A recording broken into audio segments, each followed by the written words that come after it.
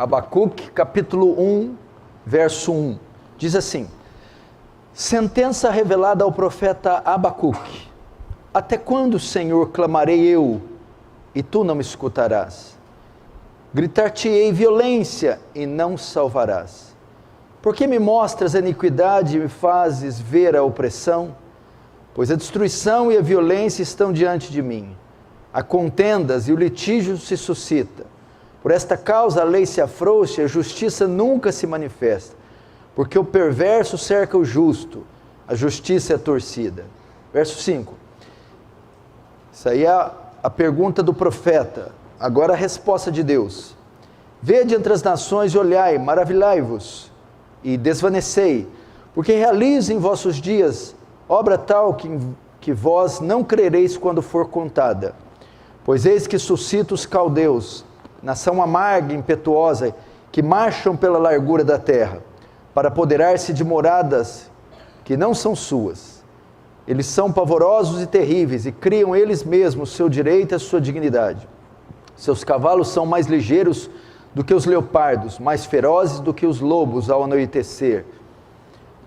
São os seus cavaleiros que se espalham por toda parte. Sim, os cavaleiros chegam de longe, voam como águia que se precipita a devorar. Eles todos vêm para fazer violência. O seu rosto suspira por seguir avante. Eles reúnem os cativos como areia.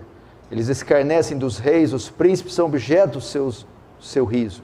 Riem-se de todas as fortalezas, porque amontoando terra as tomam, então passam como passa o vento e seguem. Fazem-se culpados estes, cujo poder é seu Deus. Deixa aberto aí, não feche. Feche apenas os olhos. Vamos orar mais uma vez. Pai Santo, diante de Ti nos curvamos mais uma vez, Senhor. Diante dessa grande jornada que temos traçado e caminhado. E pedimos, Senhor, para a conclusão dela, graça, misericórdia, a manifestação viva do Seu amor e do Seu poder, consolando, fortalecendo, erguendo, advertindo, exortando.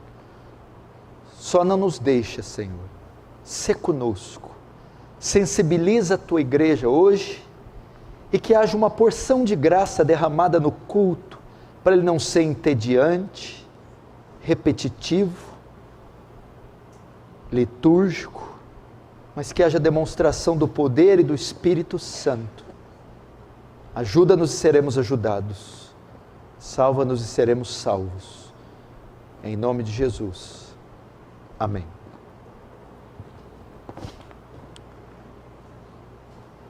Queridos irmãos,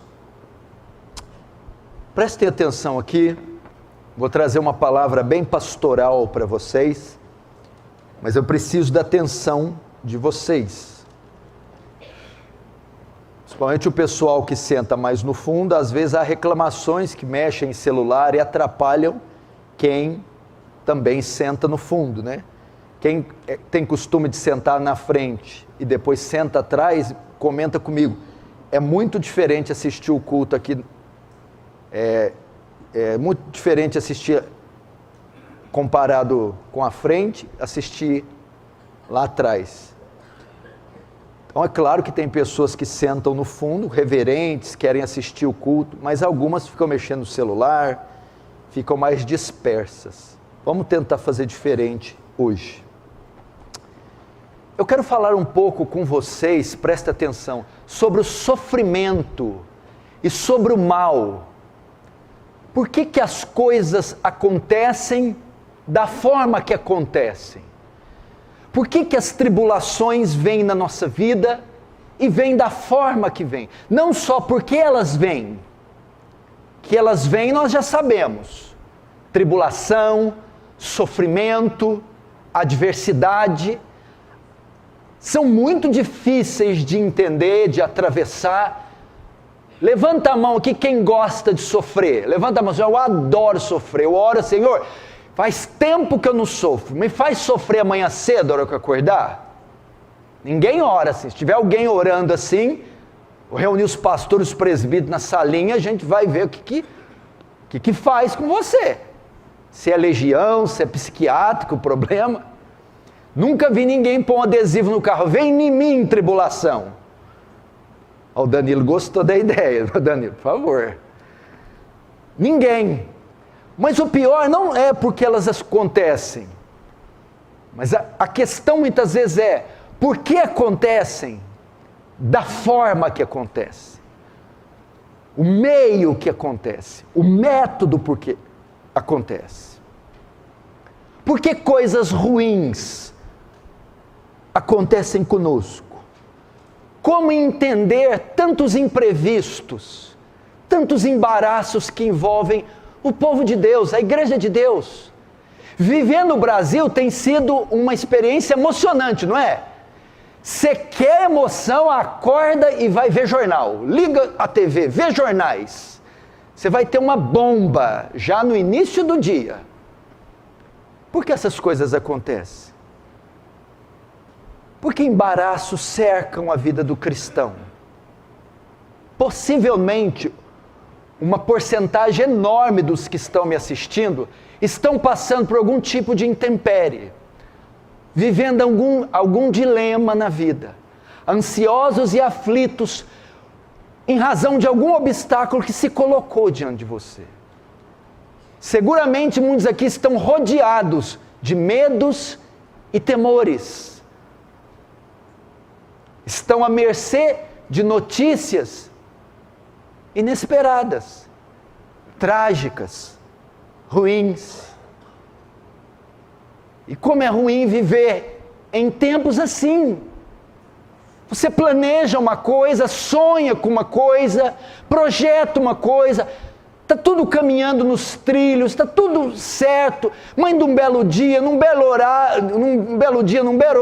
horário, é mais um dia como os outros, de repente acontece algo que tira você da rota, tira seu chão, totalmente inesperado, inusitado, incomum, e você simplesmente não entende. Aquilo não faz parte do curso natural da vida, não faz parte da lei da semeadura, simplesmente se colocou no seu caminho, como uma bomba, como uma explosão. E o pior é que aquilo não encontra sentido nem resposta. Deus simplesmente coloca na sua frente e não te dá nenhuma satisfação. Acontece ali. Tem coisas que são previsíveis.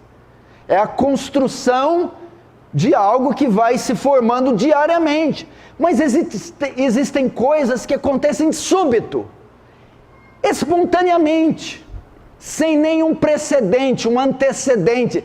Simplesmente o curso da história muda abruptamente. E somos tomados de espanto. E temos que lidar com o problema, com o mal, com o sofrimento.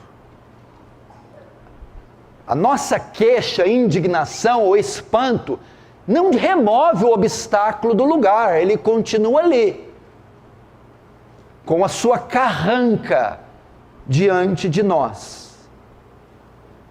Nesse sentido, queridos irmãos, a mensagem de Abacuque, do profeta Abacuque, irá nos ajudar a entender o problema do sofrimento, do mal, da adversidade, da perseguição. Essa mensagem é atual, ela é pertinente e ela é necessária para os dias de hoje. Então entra comigo na história, não permita que você se disperse hoje da mensagem, nem que o seu coração se torne apático. Crie uma ansiedade aí saudável e uma expectativa bíblica que Deus irá falar com você, irá harmonizar seus pensamentos, encaixar algumas coisas na sua mente. Eu não prometo aqui que quando você chegar em casa, vai ter uma faixa com flores dizendo, foram-se os problemas, glória a Deus. Mas eu te prometo que você vai sair daqui com recursos, artifícios, bem maiores para lidar com todos eles. Vamos começar com o problema. Eu tenho certeza que você tem um. Nem que for uma cárie no dente, você tem. Uma unha inflamada. Não, unha não, cabelo, né? Unha é encravada, né? Você tem. Dos menores aos maiores. Quem não tem dilemas? Eu só não conto os meus, senão você fala, vou sair dessa igreja, ser besta. Olha o que esse pastor está vivendo. Credo. A gente ganha pouco, mas se diverte, irmãos. É benção. Primeiro, para você entender, muitas vezes os métodos de Deus são misteriosos. Os métodos com que Deus age na história e no tempo, os métodos que Deus usa para lidar com a sua igreja no coletivo ou individual com o cristão, são misteriosos. Primeira coisa que nós vamos ver aqui é o seu silêncio. Verso 1 e 2, sentença revelada ao profeta Abacuque. Até quando, Senhor? Clamarei eu, e tu não me escutarás. Seu silêncio.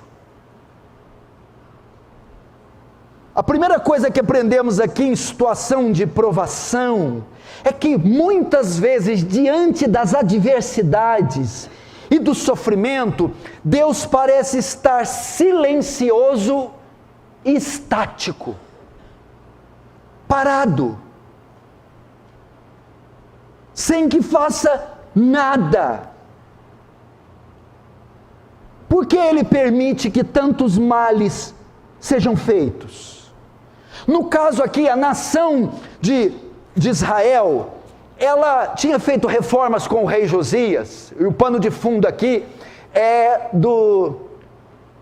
ocorre após a morte do rei Josias, após o início da ascensão do Império Babilônio, e ele faz algumas reformas que o seu sucessor, o rei Joaquim, desfaz, e a nação cai novamente em pecado, em transgressão, em idolatria, em paganismo, e o profeta está reivindicando, porque Deus não a julga, não a disciplina, não restaura a nação, e porque ele deixou a nação chegar onde chegou. Então o primeiro dilema aqui do profeta é, por que o Senhor permitiu Israel chegar no estado que chegou? Por que o Senhor permitiu que tantos males acontecessem sobre a nação? Por que o Senhor se manteve estático diante da ruína, da queda, da degradação de Israel? Então, você vê a maneira de Deus agir, uma maneira estática, inerte. Ele simplesmente não se move, deixa as coisas acontecer. Ele não antecipou o passo do inimigo, ele não interceptou o mal, ele não estancou a sangria, ele permitiu que a espiritualidade, a moral caísse, fosse ladeira abaixo. Queridos irmãos, por que Deus permite que tanta coisa ruim aconteça? Porque Ele se coloca diante de nós estático. Veja isso que você está passando hoje, agora. Porque chegou até aí? Porque Ele permitiu que isso acontecesse? Porque Ele não agiu no meio do processo? Porque Ele não interrompeu essa situação? E as coisas chegaram no quadro que chegaram, na condição que chegaram? Porque Deus não fez nada. Ele simplesmente se manteve estático. Às vezes nós convivemos, ou nós lidamos com o que parece ser a inércia de Deus. E não só isso, porque Deus não responde às orações do seu povo. Abacuque diz: até quando clamarei e o Senhor não ouvirá? Abacuque estava há algum tempo reivindicando, pedindo, clamando que o Senhor o respondesse o seu clamor, e simplesmente Deus se fazia surdo, não respondia. Então nós vemos aqui um Deus agindo de forma estática e silenciosa. Irmãos, quantos de nós, de vocês, não têm orado por muitos anos, por muitos meses, por muitos dias, por muitas semanas, por entes queridos, por situações, circunstâncias, entretanto, parece que nada acontece. Como o profeta Abacuque, muitos estão se perguntando: até quando, Senhor? Até quando, Senhor, clamarei e tu não me ouvirás? Então os métodos de Deus são misteriosos. Ele se coloca aqui de forma estática e calada. Ele não faz nada para impedir a degradação de Israel e não responde o profeta quando ele clama pela intervenção. Parece que Deus também tem agido dessa forma. Não impediu o mal de te acometer, a desgraça de bater a sua porta, a tragédia de chegar, a má notícia. E quando ela chegou, você clamou por algum tipo de intervenção e Deus se manteve calado. São seus métodos misteriosos, mais altos que os nossos, seus pensamentos e os seus caminhos. Segundo princípio que aprendemos aqui, as respostas de Deus são inesperadas.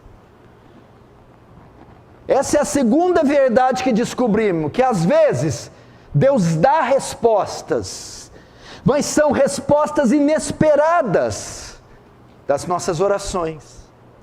Por longo tempo parece que Deus não responde absolutamente nada. Ele estava calado e quieto ante ao clamor de Abacuque. Então, quando vem a resposta, quando finalmente ele resolve responder, vem algo completamente inesperado. Veja o verso 6. Pois eis que suscita os caldeus, nação amarga, impetuosa, que marcham pela largura da terra, para apoderar-se de moradas que são suas. Ele não responde, fica calado, quieto, mas quando decide responder, é como se ele dissesse: eu te respondo, Abacuque, levantando o exército dos caldeus, para passar por cima das suas cidades e destruí-las. Queridos irmãos, essa era a última coisa que Abacuque teria imaginado. A última coisa que ele teria imaginado. O que? Os caldeus?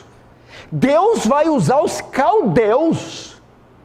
Deus vai usar os nossos piores inimigos. Deus vai usar o mal.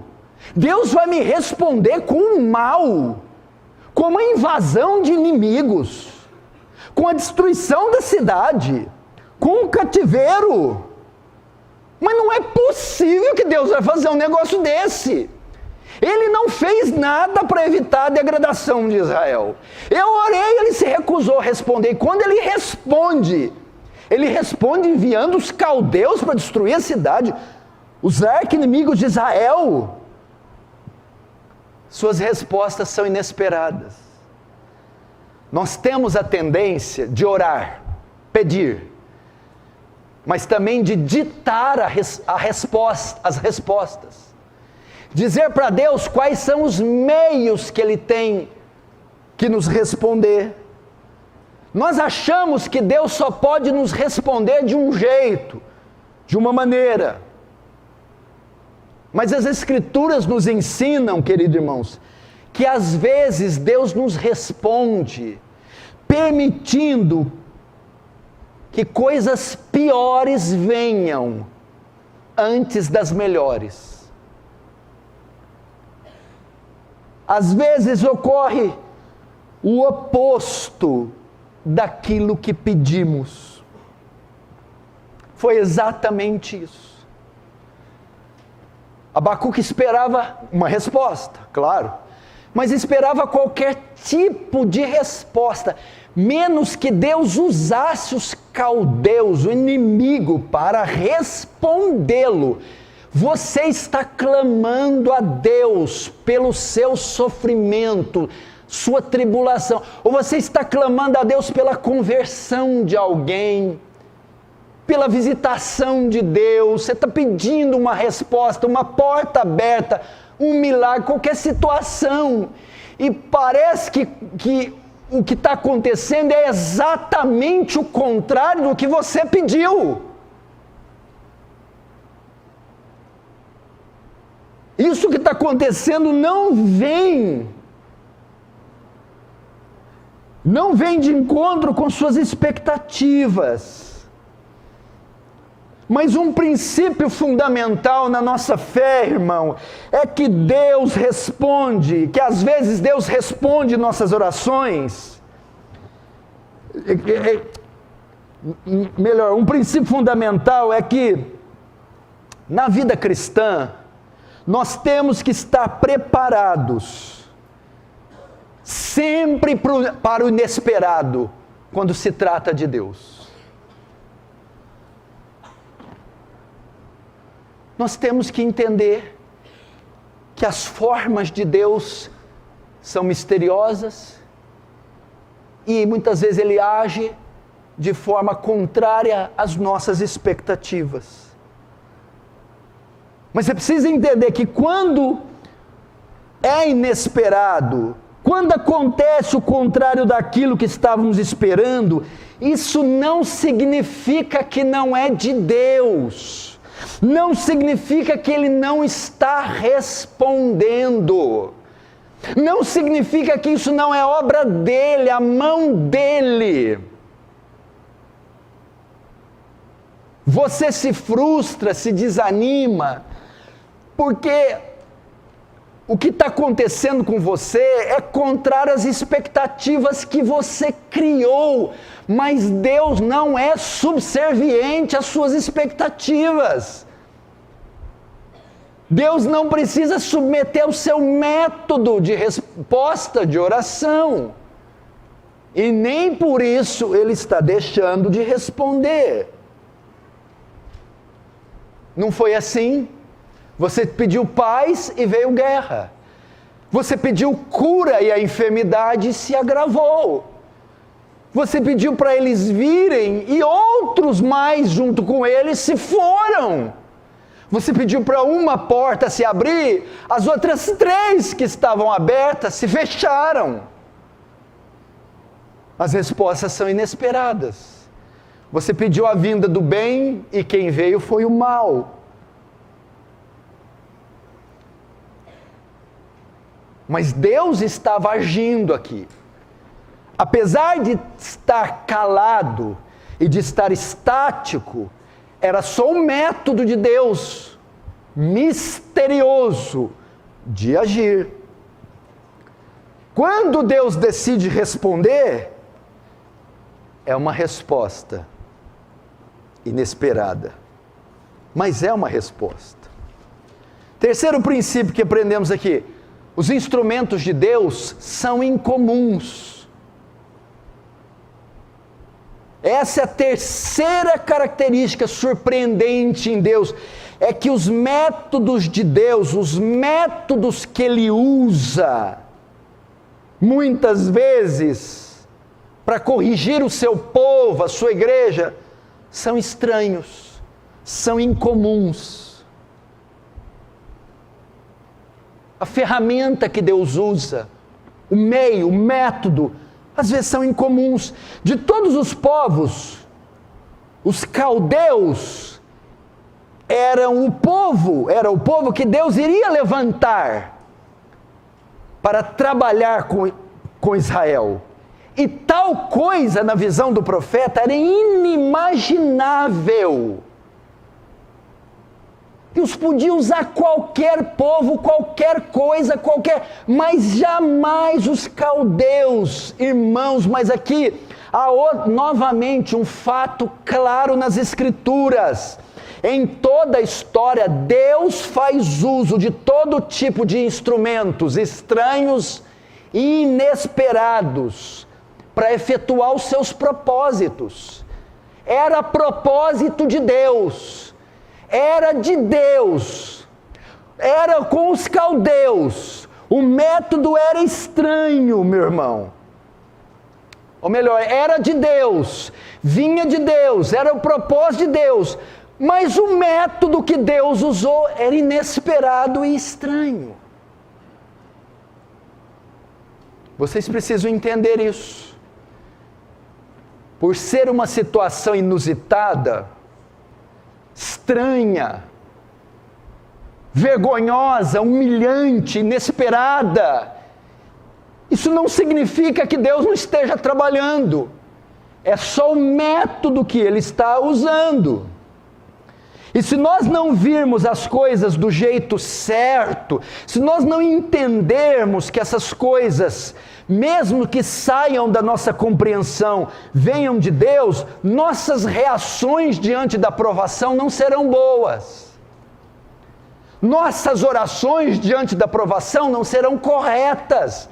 Nós iremos murmurar, nós iremos orar de forma contrária. Temos que entender, irmãos, que é possível até que forças inimigas da igreja sejam utilizadas por Deus para cumprir o seu propósito.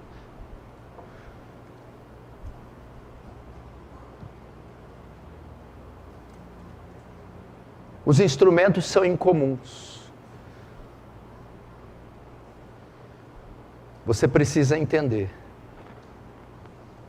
Eu estava voltando de viagem e sofri um acidente, pastor. Que coisa inesperada e incomum. Como eu posso crer que isso é providência divina? Pois Deus pode fazer uso disso. Eu fiz o exame e fui diagnosticado com tal e tal coisa. Como eu posso crer, ver alguma coisa boa nisso? É uma ferramenta estranha, inesperada, mas Deus está usando. Eu ouvi poucas e boas, testemunhei cenas que eu jamais gostaria, ouvi coisas que eu jamais gostaria. Como é que eu posso entender que isso tem algum proveito? É uma ferramenta estranha, incomum, que Deus está usando para o seu bem, para você, para cumprir seus propósitos. Os instrumentos de Deus são incomuns. Ele destrói para depois construir, abate para depois levantar, humilha para depois exaltar, faz você perder para você ganhar. Entenda isso. Quarto, muitas vezes os métodos de Deus são mal entendidos. Primeiro, pelos cristãos. Segundo, pelo mundo. Terceiro, pelos crentes piedosos. Muitas vezes os métodos de Deus são mal entendidos. Primeiro, pelos próprios cristãos. Frequentemente, os métodos de Deus são mal entendidos pela igreja. Veja em Abacuque aí, no capítulo 1, verso 5. Vede entre as nações e olhai, e maravilhai-vos e admirai-vos, porque realize em vossos dias uma obra que não vos crerei quando vos for contada. O Senhor está dizendo aqui o método que Ele ia usar para responder a Abacuque. Mas olha como o povo ia receber. Eles iam se maravilhar, admirar, e não iam entender ou acreditar. A atitude deles aqui era assim: esse profeta está dizendo que Deus vai fazer o uso dos caldeus. Como se Deus pudesse fazer uma coisa dessa. Jamais vai fazer um negócio desse. Deus não pode fazer uma coisa dessa. Eles não entendiam. Isso não pode ser de Deus. Deus não pode estar nisso. Não é possível que vai ser dessa forma. Você também pensa assim: não, Deus jamais vai permitir tal coisa na minha vida. Não, esse texto não se interpreta assim não. Não, essa pregação desse homem não tem nada a ver. Não, e se acontecer uma coisa dessa, é claro que isso não vem de Deus. Vem sim, meu irmão. Vem de Deus sim. A dificuldade que tinha aqui é que Israel nunca acreditava nos profetas. E eu estou aqui lembrando vocês, queridos irmãos, que sim, Deus age dessas formas. Deus pode estar usando a enfermidade, Deus pode estar usando as perseguições, Deus pode estar usando as aflições para fazer bem a você.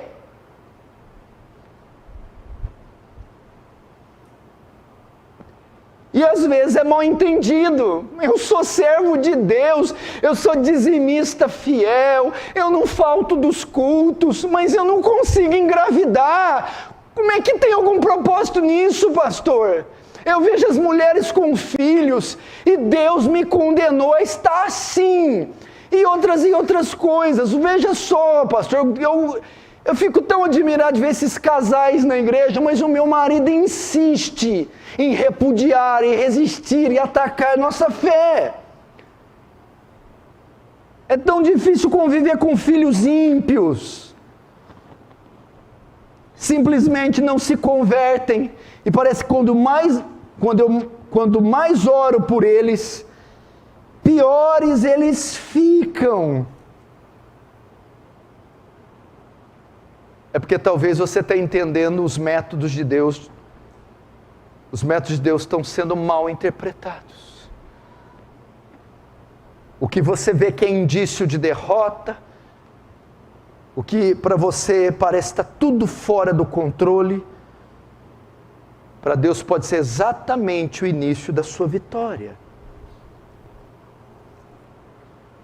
Portanto, nós não podemos nos atrever dizendo que é inimaginável Deus usar tal instrumento. Não é, meu irmão. Deus não está no seu trono roendo unhas, ansioso, pensando o que vai acontecer amanhã. Deus não está assim roendo unhas, entregou o universo às forças cegas, Ele controla tudo com exímia perfeição. Agora, se Ele for atender, se Ele for agir baseado nas suas percepções, Ele tem que deixar de ser Deus. Ele não pode fazer isso.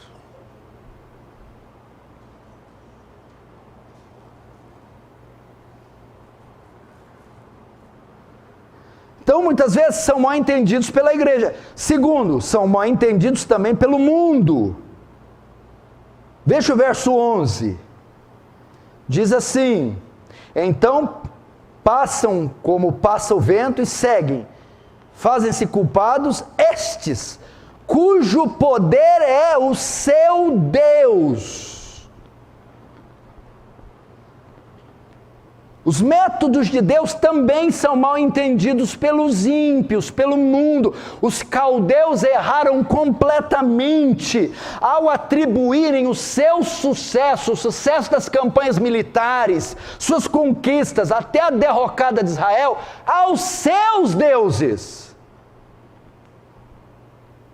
Grandes potências têm sido levantadas e dominam por algum tempo e se gabam do seu poder, da sua ciência, do seu poder bélico, porém, eles próprios de repente se veem abaixo, postos abaixo.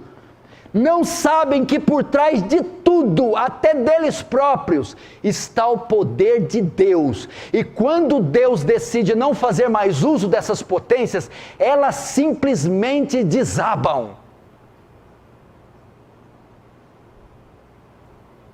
Onde está a Alemanha nazista hoje? Me diga onde está.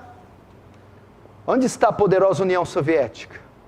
Onde está o fascismo de Mussolini? Onde está o Império Romano e os seus Césares? Onde estão agora? A Pérsia, o Império Greco-Macedônio, a Babilônia. Ruíram, caíram.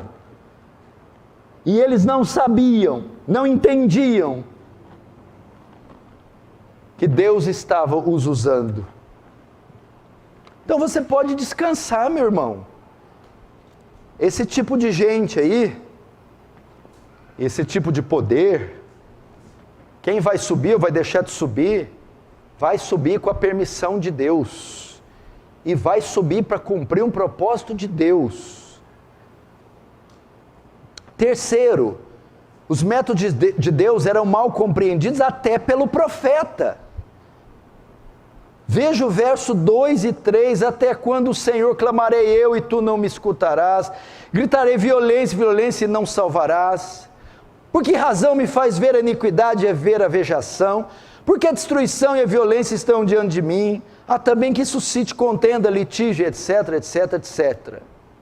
Irmãos, escute aqui, os crentes mais piedosos também têm dificuldade de entender certas aflições.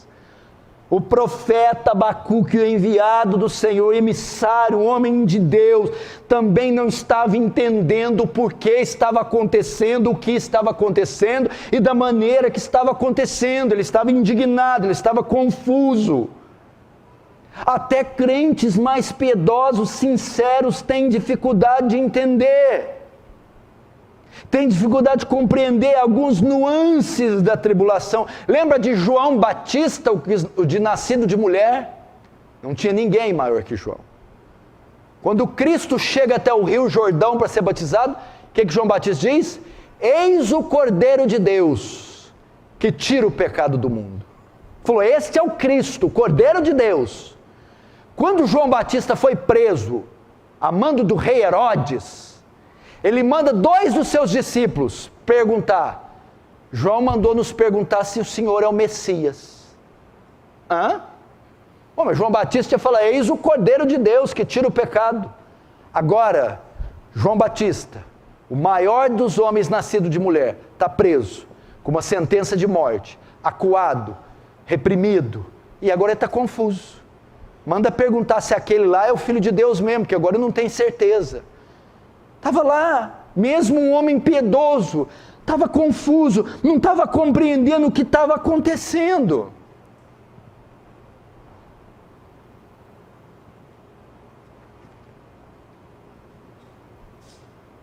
Isso acontece.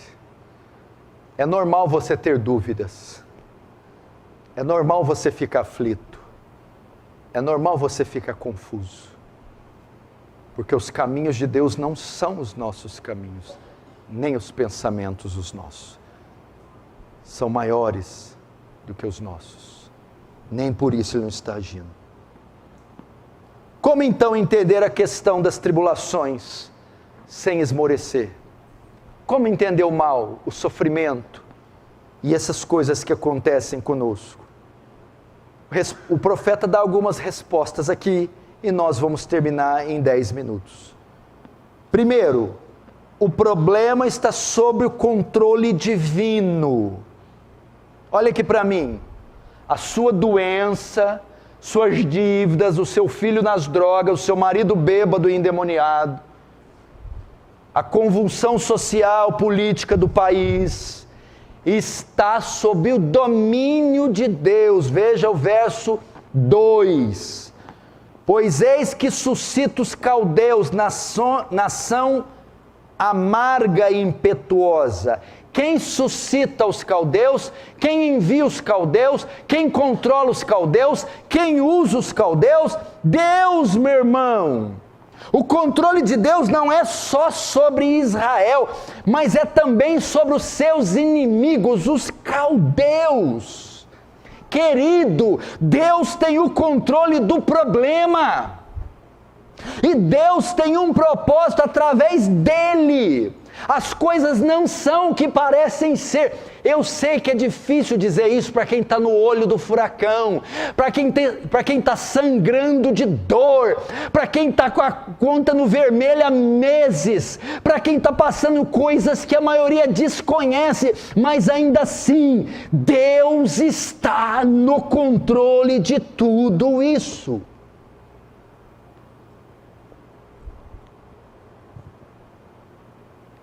Deus está no controle. Aprenda isso. Segundo, primeiro, Deus está no controle. Segundo, o problema segue um plano divino. Deus está no controle do problema e o problema segue um plano divino. Veja o verso 5 novamente. Vede entre as nações e olhai e maravilhai-vos, porque realizo, suscito, estou no controle, realizo, tem um plano. O que tem um plano? O câncer tem um plano? Tem. O demônio tem um plano? O senhor tem? Tem. O pior governo da terra no poder cumpre um plano seu? Cumpre. O meu aviso, desemprego e a miséria, a vergonha que eu estou passando, isso está dentro da história dos decretos divinos? Está. Realizo. As coisas não acontecem simplesmente pelo acaso, meu irmão. Você quer que eu te diga mais? Vamos lá.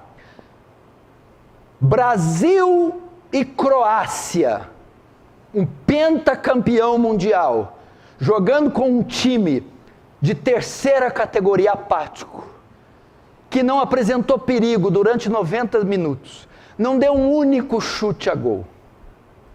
O único chute que deu, no final da segunda prorrogação, desvia no zagueiro, entra no gol. Quem senão a soberania divina interferindo num negócio daquele?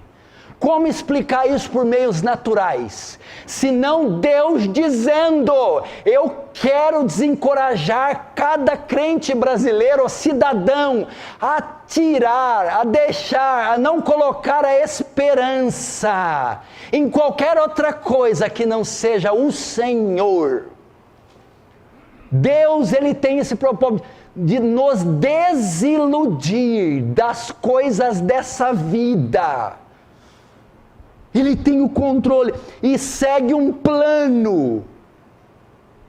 Talvez isso ia encorajar a derrota e encorajar o povo brasileiro a sair para as ruas, fazer os crentes parar de adorar seus ídolos, decepcioná-los com esse mundo para ter olhos para a terra, para ter olhos para o céu.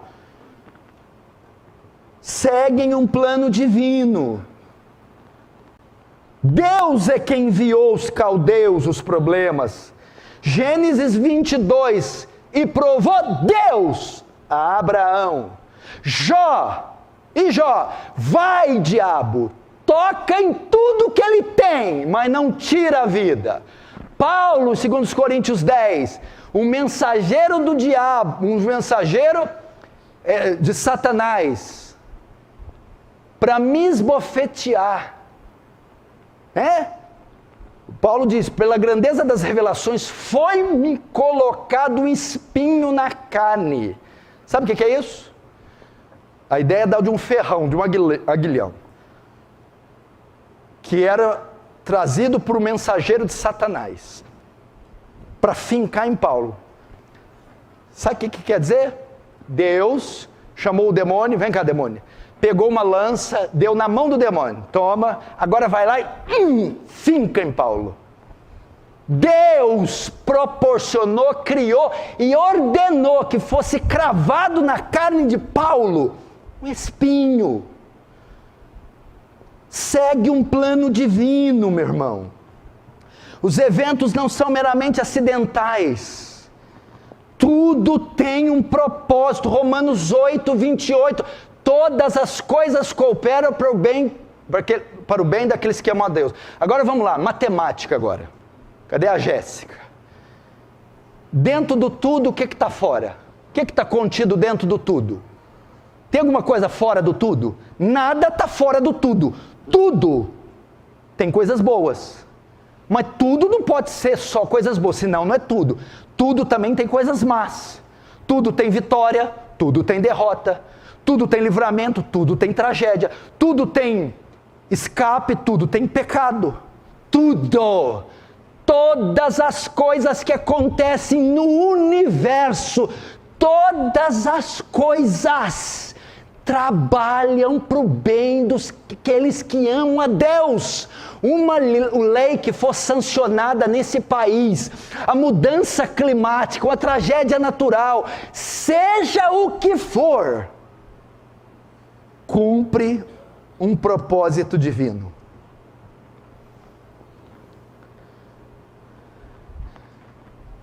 Você crê nisso? Nada do que está acontecendo nesse país é acidental. Nada. Nada que está acontecendo na sua vida. Você é crente? Tem crente que fala amém? Amém. Nada que aconteceu, acontece e acontecerá na sua vida é acidental, é obra do acaso. Eu estou dizendo nada. Aquele dia, se eu não tivesse atravessado aquele sinal, aquele dia, por causa de 5 minutos, 3 minutos, se eu não tivesse comido aquele torresmo, aquela noite, esquece isso. Por que eu viajei? Por que eu peguei avião? Por que eu comprei? Por que eu vendi? Por que eu casei com aquela mulher? Esquece, vai ficar pro resto da vida com ela.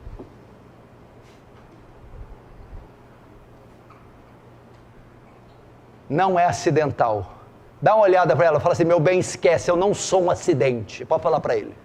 Deus me põe na tua vida e me aguenta. Eu não sou acidente, tá vendo? Deus preparou para você, mas Deus preparou? Isso tudo é o que você merece. Aquela casa, aquele dia que é telefonema, aquela coisa, meu Deus. Pastor, deixou o menino sem camisa, o menino, abriu a geladeira, pegou o pneumonia. Não esquece. Por que eu estava descalço e pisar naquele prego? Esquece. Tudo cumpre um propósito. A gente tem dificuldade de acreditar nisso. Terceiro e último. Seu problema ou a tribulação, as tribulações envolvem a igreja de Cristo. Envolve a igreja de Cristo. Veja só, verso 5. Vede entre as nações e olhai e maravilhai-vos, porque realizo em vossos dias. Palavra endereçada a Israel, ao profeta, vossos dias. Escuta agora para terminar. Vamos pôr o teclado ali para você não ficar tenso, você já achar que está acabando. Ah lá, meu filho. Quantos anos faz que esse menino toca teclado aqui? Precisa avançar de cargo, meu filho. Esse que um dia falou para mim: nossa, eu quero ter uma vidinha simples, pastor. Eu estou vendo mesmo. Quietinho, sem dar problema. Vamos ver o que ele vai tocar. E ele fala para mim que é uma tribulação subir ali, porque não sabe o que toca. Mas é o que? Cada um tem sua tribulação, né? A dele é... hoje acertou. Irmão, escuta isso aqui. O que realmente importa no mundo é a igreja.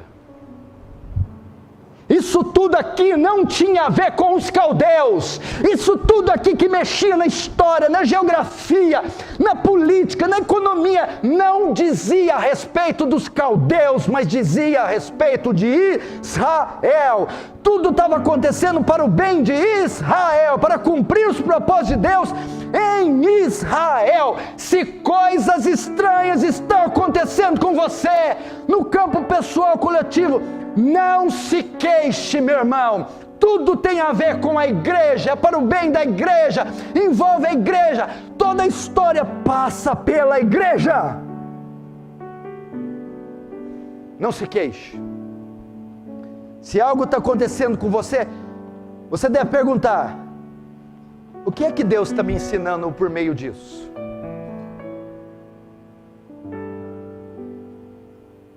O que Deus quer me ensinar através disso? Não, peraí, não estou entendendo.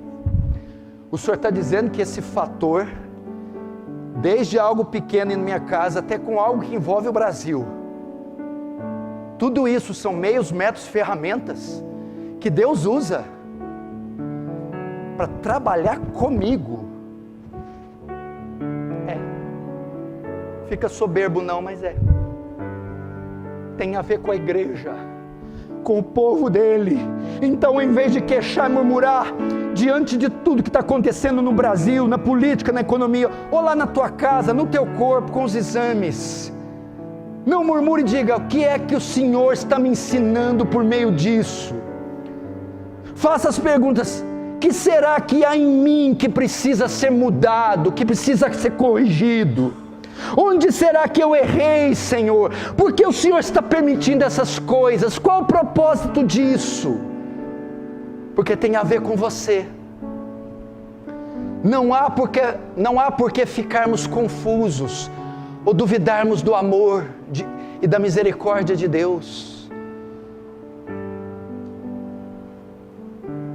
Se Deus fosse um pai ruim, um péssimo pai, Ele iria atender às nossas necessidades e nossas orações de forma imediata, e nós seríamos péssimos cristãos. Ele faria as coisas tudo de acordo com a nossa percepção, no nosso tempo, segundo a nossa vontade. Seríamos uns péssimos filhos. Mas Ele faz da forma que faz, porque na história desse mundo, a igreja ocupa um papel singular, principal. Mesmo experimentando anos de fracasso, mesmo tudo dando errado, fica tranquilo, água mole em pedra dura, tanto bate até que fura. Fracasso após fracasso vai resultar em vitória. Portanto, vamos julgar cada evento à luz dessas verdades gloriosas. Assim Deus, claro que de forma bem superficial, respondeu algumas questões de Abacuque. Está tudo certo, meu irmão. C.S. Lewis disse: você não está atrasado nem adiantado. Você diz: estou com 35 e não casei. Conheço irmãos lá de 22 que já têm filhos. Estou com 25 e não sei nem que curso vou fazer. Alguns estão com 30, já falam 4 línguas e têm 3 faculdades. Uns entraram aqui em 1 ano e meio, já tem ministério. Eu em 10, estou tentando acabar o Novo Testamento. Você não está atrasado, nem adiantado.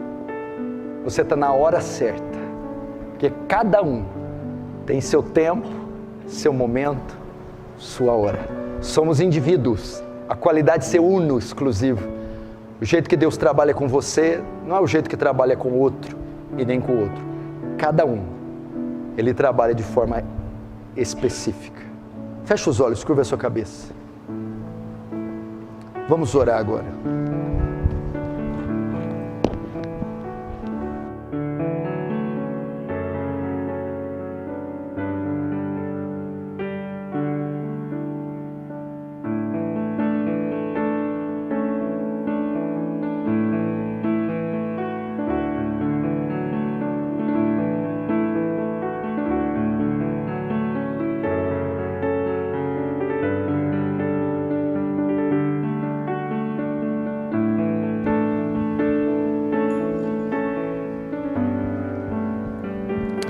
Fala com Deus aí.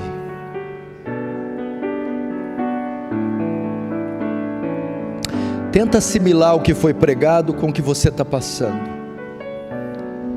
Tenta harmonizar o que foi pregado com o que está passando.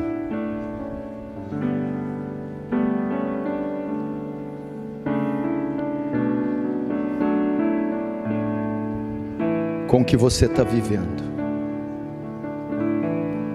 No final, sabe o que Deus está falando com Abacuque? Abacuque, não tem motivo nenhum para você ficar agitado. Tem nada errado, Abacuque. Sou eu, Abacuque. Sou eu, Deus. Esqueceu?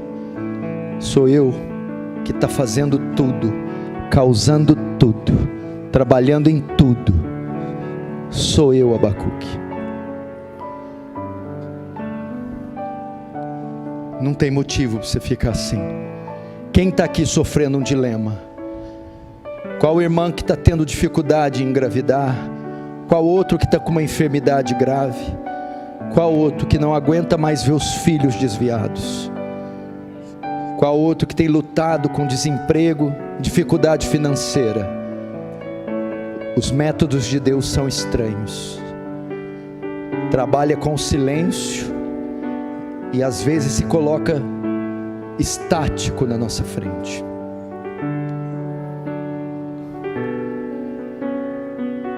Mas Ele está trabalhando. Suas respostas às vezes são inesperadas, seus métodos são incomuns.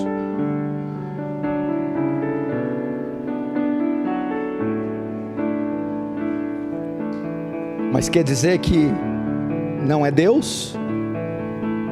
Não. Era para a disciplina de Israel.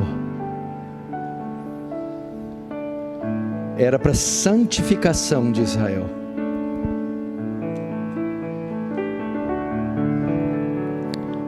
Era para o bem de Israel. Ou seja, para o seu bem.